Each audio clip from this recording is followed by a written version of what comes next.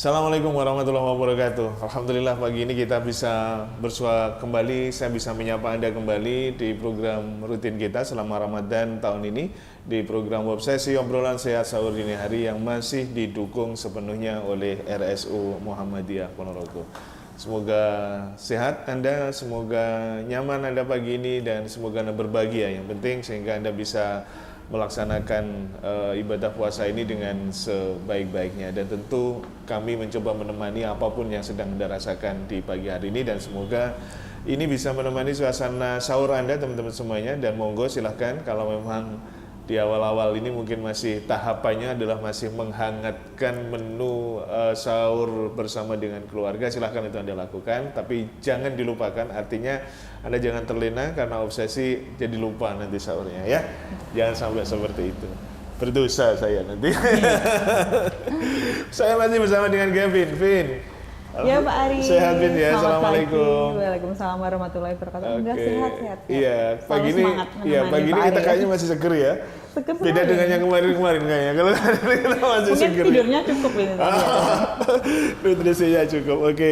Dan pagi hari ini kita dengan siapa ini, Vin? Dengan bintang tamu.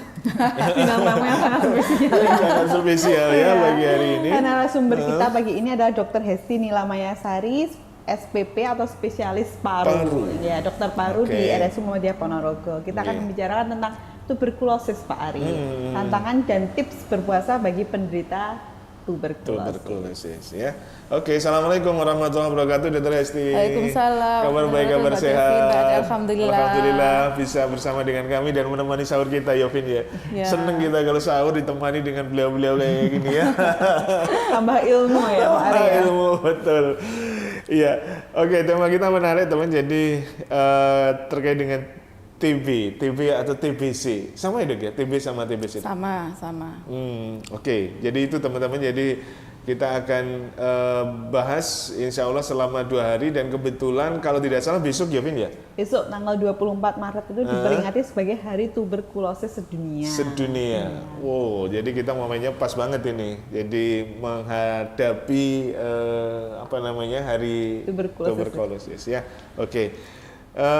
Dok, sebelum ke materi dok, saya ingin tahu seberapa sih atau gini, seperti apa TBC ini di masyarakat kita dok, atau di Indonesia paling tidak, seperti apa?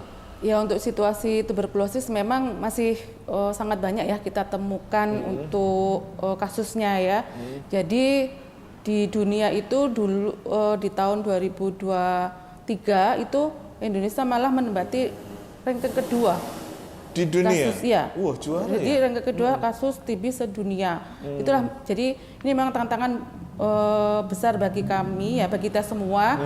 Itu untuk gimana caranya sih untuk memberantas penyakit tuberkulosis ini. Jadi ya kita sama-samalah, kita sebagai klinisi, sebagai tenaga kesehatan, juga masyarakat lebih aware dengan penyakit tuberkulosis ini, karena memang masih banyak kita jumpai penyakit tuberkulosis di masyarakat. Kenapa dok ya kira-kira? Saya belum buka ini kan, bukan nanti bagiannya bagian ya mungkin karena gini, memang tuberkulosis ini kan penyakit menular ya, penyakit yang memang sangat menular ya. Jadi kadang orang itu ada anggapan di masyarakat bahwa penyakit tuberkulosis itu adalah penyakit yang dia harus dikucilkan seperti itu. Terus apalagi untuk pengobatan tuberkulosis itu kan juga masih butuh proses, kan pengobatannya jangka panjang ya. Dan ini orang-orang yang merasa bahwa kadang itu merasa kok lama sekali pengobatannya, dan kalau sudah dikasih obat dan dia sudah merasa enak, akhirnya obatnya dihentikan seperti itu. Tapi bisa sembuh nih? Bisa sembuh. TB bisa disembuhkan asalkan pengobatannya teratur dan disiplin minum obat. TB bisa disembuhkan. Jadi jangan khawatir bahwa tuberkulosis tidak bisa disembuhkan, TB bisa disembuhkan itu. Ya. Terus kemudian pertanyaan berikutnya yang selalu membuat penasaran antara Gavin dan saya ini, lebih banyak perempuan atau laki-laki dok? Kalau TBC atau Win-Win ini? Kalau di penelitian lebih banyak laki-laki. Waduh iya ya. Win, kena lagi saya Win. Kemarin kamu kemarin ya. Kenapa ini ya? Boleh tanyakan aja. Kenapa dok ini dok? Ya salah satu adalah faktor resikonya adalah perokok ya. Jadi laki-laki itu kan kebanyakan perokok ya. Jadi merokok itu merusak sel-sel di saluran pernafasan, itu yang menyebabkan kuman TB gampang sekali masuk ke saluran nafas. Itu. Jadi penelitian laki-laki lebih banyak daripada perempuan. Paling tidak 1 poin aman, Vin. Ya, karena saya tidak ngerokok. 1 poin aman berarti. Resikonya agak rendah berarti. Ya, Vin, sekarang waktunya kita buka laptop kita, Vin. Iya, Dok. Jadi mungkin tadi sudah dijelaskan sedikit ya, Dok. Jadi yang dimaksud TBC atau tuberkulosis itu sebenarnya apa, Dok? Tuberkulosis adalah penyakit menular yang disebabkan oleh kuman Mycobacterium tuberculosis. Jadi dan itu bisa menyerang menyerang paru-paru dan juga organ di luar paru. Sekarang memang banyak pertanyaan di masyarakat. Kadang saya menemui juga pasien datang ke poli ya, itu dengan membawa hasil laboratorium. Ternyata ada benjolan misalnya di leher ya, ada limfadenitis TB. Kadang pasien gini, loh dok, saya tuh enggak ada batuk, kok bisa saya tertular TB? Itu yang banyak terjadi pertanyaan di masyarakat. Padahal saya itu tidak batuk. Akhirnya kita menjelaskan bahwa TB itu ada 2 yang diserang. Selain di paru-paru juga di organ seluruh tubuh. Ya bisa di otak, bisa di kelenjar limfe, bisa di tulang, di kulit. Pokoknya semua organ tubuh bisa terkena tuberkulosis. Oh. Dan itu sama nggak, Dok? Mohon maaf. Iya. Sama itu. Artinya TB yang enggak, maksud saya yang nyerang kulit, yang nyerang tulang itu sama. Sama. Ya kumannya Mycobacterium tuberculosis. Oke. Dan dokternya juga dokter Hesti ini semuanya. Kalau misalkan TB tulang juga dokter Hesti. Iya. Oh gitu ya, berarti sama ya, Dok? Iya, ya pengobatannya sama dengan TB di dalam lingkupnya dokter spesialis paru gitu ya. Iya. Oke. Kalau penyebabnya sendiri, Dok, selain penularan dari kuman itu sendiri, apakah ada hal lain, Dok? Maksudnya bagaimana? Kan penyebab TBC tadi kan kuman TB. Mycobacterium tuberculosis ya, Dok ya. Apakah ada misalnya penyebab-penyebab lain? Apa karena misalnya kurang menjaga higienitas sehingga? Oh gini, kalau tuberkulosis kan memang penularannya dari orang yang sudah punya penyakit TBC ya. Begitu dia batuk ya, percikan batuk, dahak itu. Kalau ada orang di dekatnya, paling nggak jarak 1 meter, kalau pasien batuk, dia akan percikan dahak ini akan ditangkap oleh mereka yang berdekatan, maksudnya dihirup lah ya, akhirnya masuk saluran nafas. Jadi masuk saluran nafas, akhirnya kuman TB itu kan masuk ke paru-paru. Di situ tergantung dia mau istilahnya berhinggap di mana. Kalau di paru ya di paru, kalau dia ikut aliran darah dia bisa ke seluruh tubuh. Ya faktor resikonya banyak memang. Kenapa orang bisa terkena TB ya? Bisa karena ada kontak serumah, misalnya dalam satu rumah ada yang terkena TBC dan keluarganya itu bisa juga ketularan. Misalnya bapaknya kena TB, ibunya, anaknya atau cucunya juga bisa tertular. Terus pasien-pasien yang imunokompromis, contohnya pasien yang diabetes, pasien HIV ya. Terus orang gizi buruk, perokok tadi itu ya. Terus anak balita dan juga remaja. Itu adalah faktor resiko kenapa dia bisa tertular tuberkulosis. Dok, artinya siapa saja bisa terkena TBC ini, Dok? Bisa dari mulai anak-anak sampai dewasa, orang tua bisa, semua sama orang bisa. Sekali tidak ada hubungan, tidak ada pengaruh genetik itu nggak ada? Nggak ada. Nggak ada. Nah, ini karena kan dari kuman dari kuman dari bakteri tuberkulosis yang ditularkan ke manusia. Saya agak coba tarik ke jauh, Dok. Ada nggak negara itu yang sudah bebas TB gitu, Dok? Negara yang bebas TB yang mungkin di dunia ini namanya negara, ini kan sebenarnya kan hanya penularan kan, artinya menular. Kemudian kalau itu misalkan diisolasi dengan baik, sebenarnya kan selesai masalahnya, Dok. Atau gimana, Dok? Ya memang penular untuk selama ini memang mungkin ada ya, mungkin negara-negara yang sudah maju mungkin ya ada penyakit TB tapi mungkin tidak kecil, bukan bebas TB tapi mungkin kecil ya, karena juga mungkin tergantung dari negaranya juga, terus kepadatan penduduknya itu juga mempengaruhi ya. Jadi memang yang dilaporkan itu adalah negara-negara yang penduduknya padat. Ya, otomatis resikonya ya. Ya, contohnya Cina ya, India, Indonesia, itulah negara yang paling banyak kasus TB-nya di dunia. Oke, karena lebih ke populasi atau lebih karena apa ya, Dok? Kalau menurut analisanya Dr. Hesti? Populasi juga menentukan, terus kepadatan penduduk ya, terus terus sumber daya manusia juga mungkin mempengaruhi juga. SDM ya. itu pengetahuan terkait dengan TB ini bisa jadi. Ya, jadi semua bisa mempengaruhi. Oke. Kalau gejala TBC sendiri seperti apa, Dok? Kalau gejala TBC biasanya batuk ya, batuk terutama biasanya batuk berdahak ya, lebih dari 2 minggu. Terus ada keluhan mungkin nyeri dada, ada sesak nafas, ditambah dengan mungkin juga ada batuk darah ya. Jadi hati-hati kalau batuk ada darahnya ya, mungkin kemungkinan juga bisa TB. Terus ada keluhan selain itu, keluhan sistemik ya, misalnya nafsu makan menurun, terus ada kayak demam sumber-sumber ya, kayak orang kayak masuk angin seperti itu. Terus berat badan kok tiba-tiba menurun drastis, padahal saya enggak diet kayak gitu ya, kok tiba-tiba saya tambah kurus seperti itu.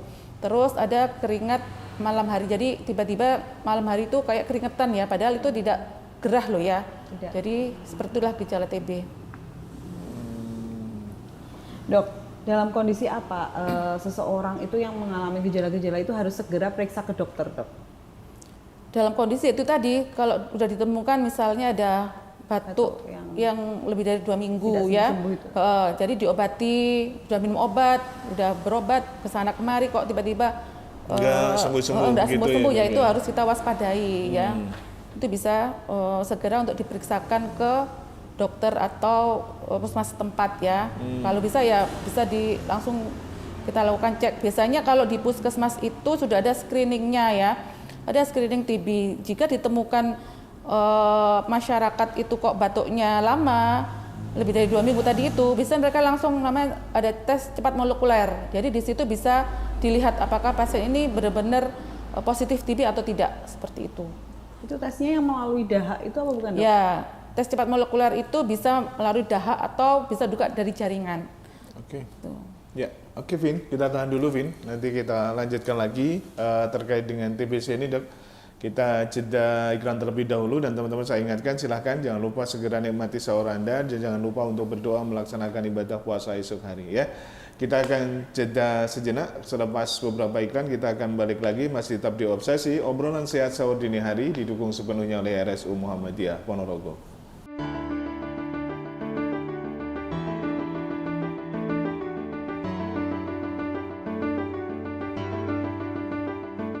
Baik, kita lanjut lagi, masih di Obsesi pagi hari ini, dan masih bersama saya, Kevin, dan Dr. Hesti Nila Mayasari, spesialis paru. Kita tadi sudah sampai pada pemeriksaan dahak ya, Dok. Itu memang nggak baru clear katakanlah itu positif TBC itu kalau sudah ada pemeriksaan laboratoris itu. Kalau ya, misalkan memang, secara gini nggak bisa. Ya memang gold standarnya untuk pemeriksaan TB itu kan memang harus kultur dahak ya, dicek dahaknya itu untuk bisa dia positif TB atau bukan. Tapi ada juga dahak itu kan tergantung kualitas dahaknya ya yang diperiksa. Kalau dia dahak yang bagus itu yang kayak purulen ya, jadi dahaknya itu paling enggak pemeriksaannya minimal 5 ml, terus dahaknya purulen itu baru dia kualitas dahaknya bagus. Tapi kadang kan orang itu nggak bisa dahak, jadi cuma yang diperiksakan ya mungkin nggak seperti nggak bisa dahak itu nggak bisa mengeluarkan dahak. Iya, kadang kan cuma mungkin kecampuran air liur seperti itu. Bisa aja secara gejala dia sudah seperti TB tadi itu ya. Terus apalagi ditambah foto ronsennya juga mengarah ke TB, tapi ternyata tes dahaknya kok negatif. Nah, itu bisa juga dikatakan TB yang terkonfirmasi klinis. Jadi TB yang sesuai dengan gejala klinisnya, dan itu bisa kita obati dengan pengobatan TB juga. Ya.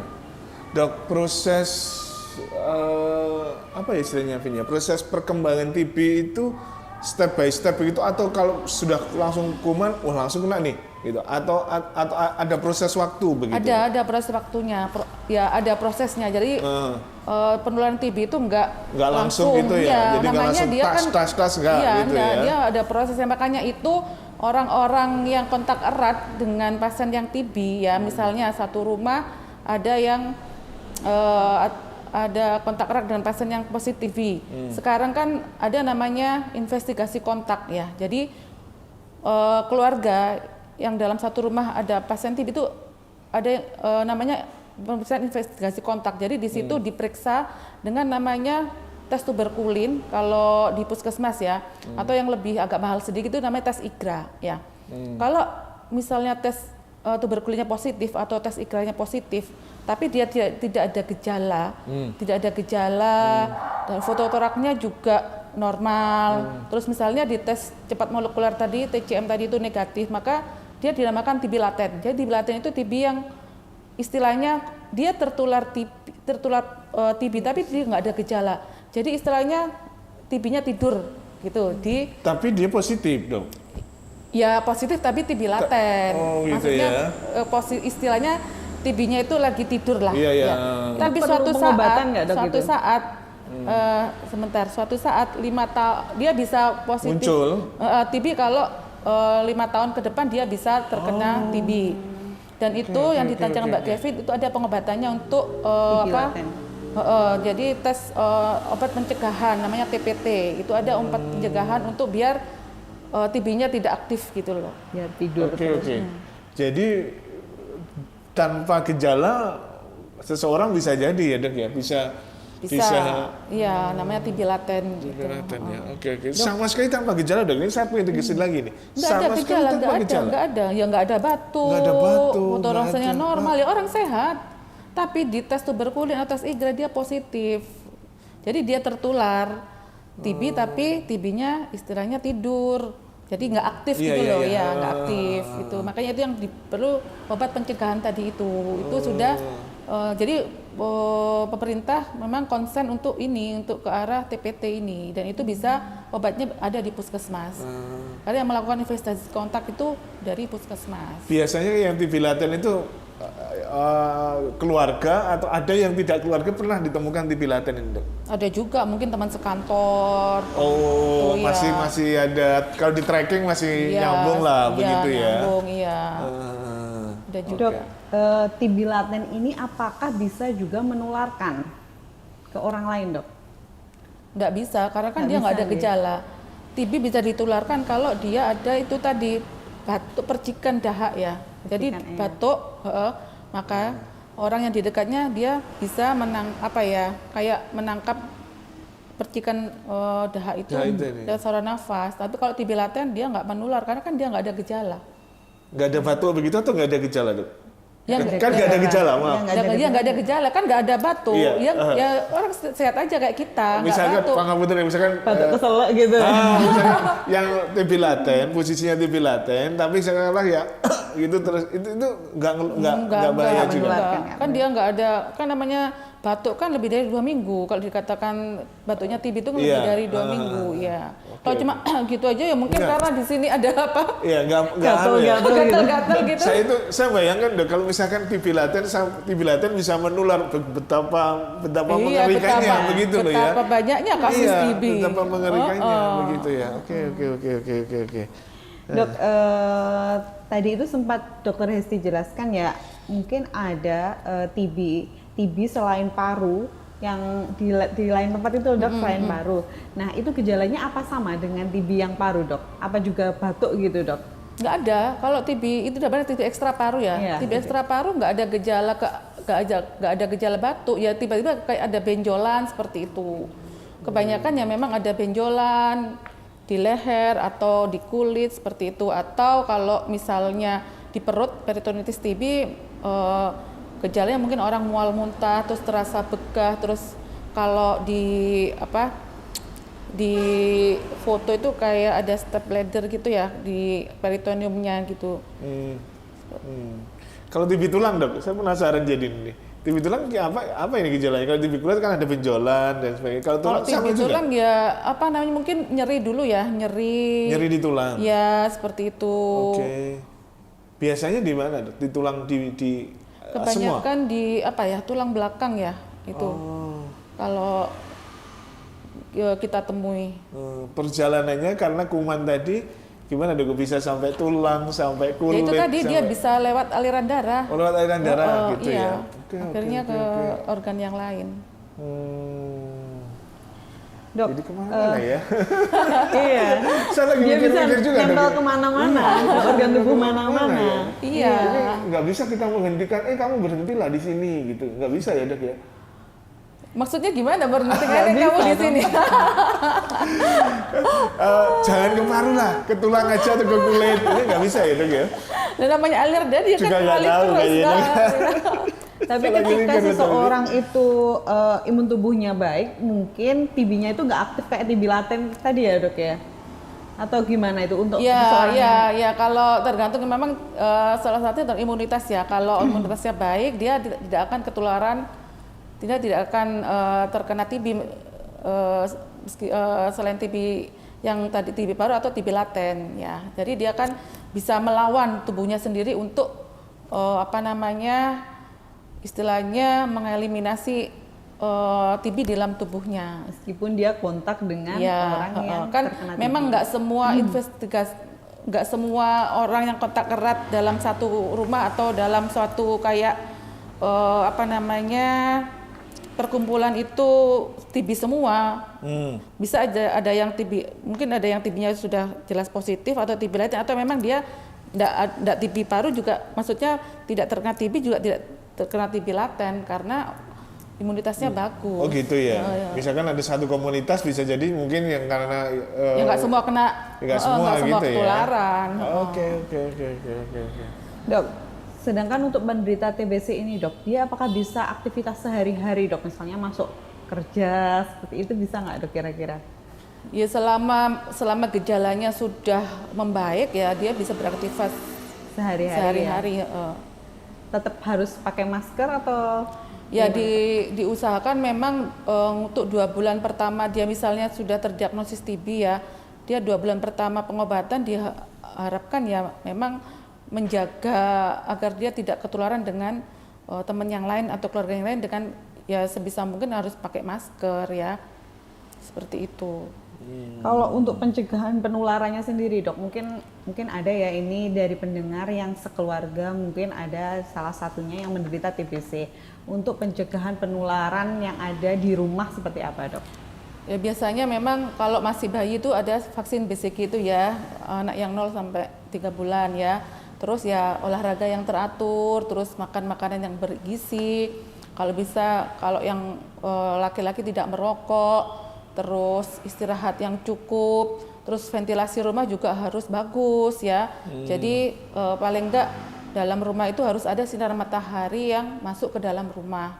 Itu mungkin untuk bisa pencegahan agar tidak tertular TB. Dan jangan lupa juga yaitu tadi memang kondisi tubuh harus fit terus ya, dengan tadi itu olahraga yang teratur, terus istirahat yang cukup seperti itu. Dok, ventilasi itu untuk apa ya dok ya? Ya ventilasi itu kan untuk dia bisa ya? Kan kalau kuman TB itu dia bisa mati di suhu yang tinggi, Mas. Oh gitu. Jadi diharapkan dengan sinar matahari masuk dia bisa mematikan kuman TB yang ada di tempat tersebut. Oh gitu ya, jadi perlunya. Iya. Jadi nggak lembab gitu loh. Jadi ruangannya nggak lembab. Oke. Vin, lanjut lagi Vin. Penata laksanaan barangkali besok lah. Ya, penata laksananya dok ya besok. Coba yang. Dok, kenapa rata-rata pasien TBC itu mengalami penurunan berat badan dok? Apa karena dipengaruhi nafsu makannya yang menurun atau karena emang penyakit itu tuh kayak menggerogoti ya apa di tubuhnya gitu kayak? Oh iya, ya memang banyak sih itunya penyebabnya, salah satu adalah hipermetabolisme ya. Kenapa? Karena orang TB itu dia berusaha dalam tubuhnya untuk dia melawan kuman TB yang ada. Jadi benar-benar tubuh itu bekerja keras, itu salah satunya. Terus ada lagi karena ini kan TB termasuk juga ada namanya inflamasi ya, inflamasi kronis. Jadi di sini yang menyebabkan terjadinya kadar leptin dalam tubuh itu jadi inflamasi kronis dia menekan kadar leptin dalam tubuh sehingga kadar leptinnya akan menurun ya. yang kadar leptin ini hubungannya sama tadi itu penurunan berat badan. Terus yang kedua juga karena ada gejala itu tadi nafsu makan yang menurun, terus kadang ada gejala mual muntah, itu yang menyebabkan pasien-pasien akhirnya kadang kalau sudah mual muntah kan dia otomatis udah nggak mau makan seperti itu. Jadi ini yang menyebabkan penurunan berat badan pada pasien TB. Tapi pengalaman memang gini, Bin, kalau batuk itu saya nggak ngerti itu. Batuk itu kalau mungkin seminggu gitu aja mesti nggak mau makan. Badan tuh mesti nurun, Dok. Nggak enak. Soalnya nggak enak makan. Nggak enak makan ya. Jadi kalau misalkan coba jangan diamati nanti kalau misalkan batuk gitu seminggu lah gitu aja. Saya tuh beberapa kali mesti turun 1-2 kilogram mesti kayaknya. Makan juga nggak enak soalnya Pak. Iya, makan. Oke. Dok, kalau misalnya kita bertukar alat makanan dengan penderita TBC, apakah itu juga bisa meningkatkan resiko penularan? Sebenarnya bukan karena alat makan ya yang menyebabkan penularan TB itu ya. Yaitu tadi kan TB ditularkan karena dia batuk ya. Ya kalau misalnya pasien TB makan itu ya memang kalau bisa ya langsung kan sudah dicuci. Nggak mungkin TB itu terus dia mencolok ke alat makan itu. Jadi sebenarnya nggak ada penelitian yang mengungkapkan bahwa dari alat makan dia bisa terkena TB seperti itu. Berarti tidak harus misalnya alat makannya disendirikan, nggak sepenting udah dicuci bersih, berarti udah aman gitu ya dok, dipakai oleh anggota keluarga yang lain gitu. Jadi pertanyaannya barangkali bagaimana hidup berdampingan dengan penderita TB secara aman dan nyaman. Tapi jawabannya besok aja dok ya. Oke, kita akan pungkasi dulu karena Andre sudah memberikan kode ke kita di pagi hari ini. Baik, jadi kita akan meneruskan perbincangan kita bersama Dr. Hesti Nilamayasari, spesialis paru. Insya Allah besok kita lanjutkan lagi dok ya. Iya, siap. Semoga bisa hadir menemani kita lagi. Besok bisa hadir di jam-jamnya seperti ini dok. Semoga aman lancar lah ya. Kita berharap seperti itu. Dan untuk pagi ini segera kita sudahi dulu. Terima kasih teman-teman semuanya. Masih banyak hal yang perlu kita kita kupas lebih dalam. Termasuk tadi di akhir kita tanyakan ke Dr. Hesti adalah bagaimana kita hidup berdampingan secara aman dan nyaman dengan mereka yang sudah divonis menderita TBC ini ya. Oke, pagi ini terima kasih Anda sudah bersama dengan kita. Sekali lagi saya ingatkan, jangan lupa segera nikmati sahur Anda pagi hari ini dan jangan lupa untuk berdoa melaksanakan ibadah esok hari. Sari dan Kevin, Dr. Hesti matur sembah nuwun dok. Besok kita bisa ketemu lagi. Dan terima kasih untuk semuanya. Assalamualaikum warahmatullahi wabarakatuh. Waalaikumsalam warahmatullahi wabarakatuh.